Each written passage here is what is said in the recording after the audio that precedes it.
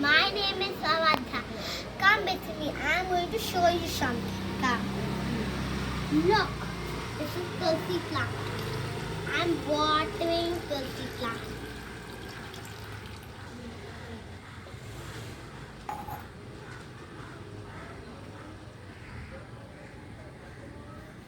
I am throwing the sticks to Tulsi plant.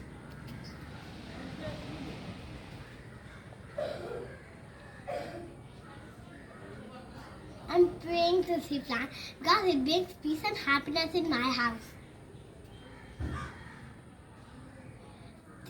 Do you know, friends, this plant is found in all houses and temples. Do you know there are two varieties of plants, Tulsi plants? If you don't know, I will tell you. One is Vama Tulsi having green leaves, and the second is Krishna Tulsi having purple leaves. There are small flowers and seeds in the flowers. They are big and strong and pungent smell. My mother also prays Tulsi plant. I also eat Tulsi leaves because eating Tulsi leaves prevents many diseases from entering my body. It also produces oxygen for us. It also boosts our immunity. This is the importance of keeping Tulsi plant at home. Bye bye.